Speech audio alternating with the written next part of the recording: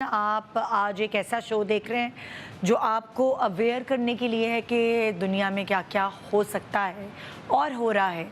हिबा पर्दे के पीछे बैठी हैं और पर्दे के पीछे जाके जब मैं उससे मिली हूँ, क्योंकि मैं उससे पहले उससे मिली नहीं थी, तो मैंने उसको यही समझाया कि तुम्हें अल्लाह ताला ने बचाया है, मगर तुमने दूसरी लड़कियों को बचाना है। जिस ट्रॉमा से तुम गुजरी हो उस ट्रॉमा से किसी और को नहीं गुजरने दो। तो उसने मुझे बताया कि ये अरेंज नहीं बल्कि लव मैरिज थी, और हिबा ने कहा कि उसके पड़ोस में ये लड़के रहते थे और इस तरह उन्होंने इसको अप्रोच किया था। फिर इस तरह इसने लड़ झगड़ के घर वालों को तैयार किया कि मेरी इनसे शादी करें, और इसकी ज़िद के आगे वो मजबूर हो गए। हिबा, जहाँ से तुम नहीं बोल पाई थी वहाँ से तुम दोबारा शुरू कर सकती हो। फिर हिबा ने बताया कि एक साल तक वो बॉन्डिंग स्ट्रॉन्ग करते रहे। उसके बाद कभी जो इनके मंगेतर हैं वो पैसे मांग रहे हैं, कभी सास कभी नंद। अगर वो घूमने फिरने जा रहे हैं तो इनकी गाड़ी लेके जा रहे हैं कि फ़लाना अमेरिका से मेहमान आए हैं। सो वो बहुत ज़्यादा लालची वाक़े हो रहे थे। और आखिरकार जब हिबा ने अपने फादर को बताया, तो हिबा तुम मुझे अब बता सकती हो कि जब तुमने अपने फादर को बताया फिर क्या हुआ?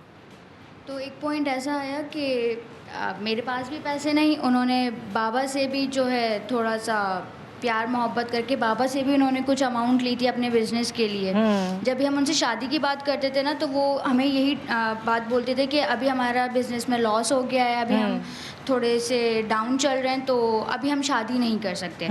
तो बाबा मेरा चेहरा देख के बाबा पूछ लिया करते थे कि भाई क्या प्रॉब्लम है और क्या नहीं। तो वो उस मोहब्बत में ही ना उनसे पैसे मांग लेते थे, और बाबा ने उनको अराउंड 4 to 5 lakhs उन्होंने इन 7-8 सालों में दे दिए थे। खैर, फिर जब 7-8 साल तुम्हारा रिलेशन उनसे रहा है? जी बिल्कुल। तो मेरे खुदा, ये तो मतलब तुम्हारे बचपने से 7-8 साल वो तुम्हें इस तरह लूटते रहे। ये तो मैं अभी थोड़ी बहुत जितनी अमाउंट मुझे याद है मैं वो बता रही हूँ। जो बाबा ने दी है, जो मैंने दी है वो बिल्कुल अलग है। वो तो मुझे अब याद भी नहीं है कि कितनी मैंने उनको दे चुकी हूँ अमाउंट। और वो क्या तुम मतलब लाइक वो उनके पास जाके तुम वसूली नहीं कर सकती? वो किधर हैं, क्या है, तुम्हें पता है? कुछ नहीं पता, क्योंकि वो हर 6 से 5 महीने में वो अपना घर बदलते रहते हैं। और वो जो 7-8 साल से तुम लोगों का था आपस में मंगनी, क्या वो तब भी इसी तरह घर बदल रहे होते थे? जी बिल्कुल, वो ऐसे ही घर बदलते थे। 6 महीने कभी किसी एरिया में रह रहे हैं तो कभी किसी एरिया में रह रहे हैं, इस तरीके से वो घर बदलते थे। या मेरे अल्लाह। और अब वो कहाँ हैं तुम्हें नहीं पता? अब मुझे नहीं पता वो कहाँ हैं, लेकिन अभी तकरीबन 2 साल पहले मेरी उनकी सास से बात हुई थी। मैंने उनको कांटेक्ट निकलवाया था सास का, दादी का, लड़की की। तो वहाँ से पता चला था कि ये तो हर किसी के साथ ऐसा ही करते हैं, आप पहली लड़की थोड़ी हैं बेटा। मेरा बेटा और मेरा बहू ऐसे ही करते हैं सबके साथ। कभी अपने पार्टनर से पैसे लूट के भाग जाते हैं, कभी किसी लड़की को उससे मंगनी करके उससे पैसे लेके भाग जाते हैं। अभी ये नहीं पता कि इनकी फैमिली अभी पाकिस्तान में है भी है या नहीं है, लेकिन हाँ ये मुझे ज़रूर पता चला है तकरीबन 1 महीना पहले कि अब उनकी जो है मंगनी किसी और लड़की से हो गई है दोबारा। और तुम उस लड़की को अवेयर करो ना, फिर जाके बताओ कि तुमने क्या बेयर किया है इतने साल। मैं काफ़ी टाइम में यही लड़की को सर्च करने की कोशिश कर रही हूँ कि वो कहाँ है, कहाँ रहती है, कुछ भी नहीं पता चल रहा उस लड़की के बारे में। किससे मंगनी की है ये भी नहीं पता। ठीक है, थैंक यू बेटा ये सब बताने का। अब अगर आप देखा जाए बज़ाहिर मतलब अगर हम पुलिस के पास जाएं शिकायत करने, तो ये फ्रॉड नहीं नज़र आएगा। ये कहेंगे भाई अच्छा रिश्ता था, रिश्ता ख़त्म हुआ, क्योंकि कोई सबूत नहीं है ना कि इन्होंने कितने पैसे उनको दिए, कोई लिखत पढ़त तो हुई नहीं। जी मैम, ये बेसिकली जो मुझे बात समझ आई है, basically it's not a criminal offence. ये तो सिविल रॉन्ग है, इसमें प्रॉब्ली ये शायद सिविल कोर्ट जा सकते हैं। लेकिन जिस तरह पहले आपसे बात हुई और आपने इसका किया कि इनको चाहिए कि उनको जब वो देख रहे थे कि हर 6 महीने के बाद वो घर शिफ्ट कर रहे हैं जी, तो उनको जो ड्यू डिलिजेंस उन्होंने बाद में करके उनको चल गया कि पहले फ्रॉड करते हैं। अगर पहले इतनी वो अपनी तदबीर कर लेते तो उनको पता चला था कि ये लोग जो हैं एतबार के काबिल नहीं हैं।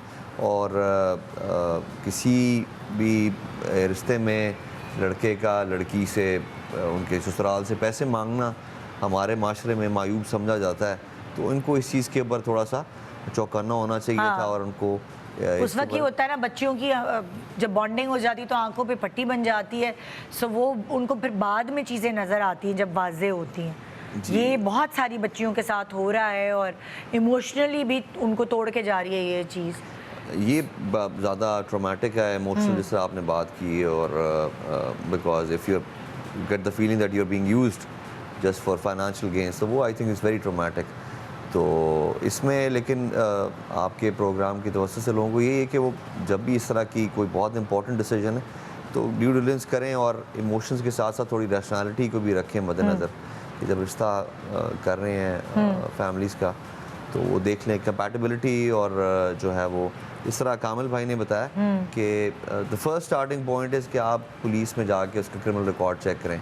अल्हम्दुलिल्लाह अभी पूरे पाकिस्तान के जो क्रिमिनल CROs हैं वो इंटीग्रेटेड हैं, तो आपको जो सिंध के 6-7 क्रिमिनल्स का डाटाबेस है, पंजाब के 14-15 और KP के, इस्लामाबाद के, इट्स ऑल इंटीग्रेटेड।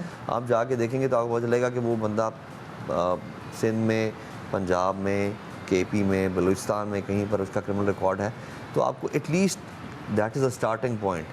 और उसके बाद आप इजाफी अपनी जो ज़ाहिर बात है ग्राउंड जो आपने पता करना अच्छा, है। बहुत सारे मैरिज ब्यूरोज जो हैं उनका बाकायदा बिजनेस चल रहा होता है और कभी कभार उनके थ्रू भी इसी तरह के फ्रॉड्स जिसे आप कह लें वो बहुत सामने आते हैं। तो कभी आपने कोई ऐसा केस पकड़ा है कि मैरिज ब्यूरो भी इसमें मुलव्वस हो? जी मैम, इसके अंदर बहुत सारे इस तरह के फ्रॉड्स, फाइनेंशियल फ्रॉड्स भी आए हैं, और उसके बाद और तरह के इश्यूज होते हैं। फॉर एग्जांपल डोमेस्टिक वायलेंस का बहुत ज़्यादा होता है कि जी पहले और रोज़ी पिक्चर दिखाई गई और उसके बाद बच्ची गई तो उसको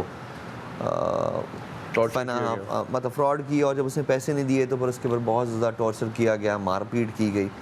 और बदकिस्मती से हमारा जो एक माशरी इक़दार है हमारे कि जी बताती नहीं, बच्चियाँ सफ़र करती रहती हैं, बताती नहीं हैं, और फिर वो बेयर करती रहती हैं, और फिर इवेंचुअली किसी एक टाइम पे आके वो बताती हैं कि जी हमारे साथ तो बहुत ज़्यादा फिजिकल अब्यूज़ भी होता रहा हमारे साथ, इमोशनल अब्यूज़ और फाइनेंशियल अब्यूज़ के साथ साथ। तो उसका ये है कि जब भी इस तरह का कोई हो, अब बहुत सारे इसमें जो हैं वो सिंध में ख़ास तौर पे डोमेस्टिक वायलेंस का एक कानून है जो कि किसी और सूबे में नहीं है, और it is a very comprehensive law.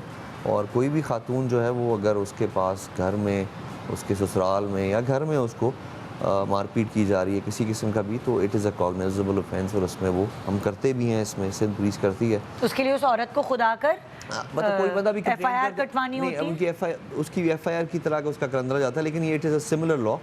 और अदरवाइज होता ना कि आपको इतनी मारपीट लगी हो कि कॉग्निजेबल ऑफेंस हो, काबिल दस्तअंदाज़ी है, लेकिन इसके तहत वो रिपोर्ट कर सकती हैं कि जी शौहर ने डोमेस्टिक वायलेंस किया।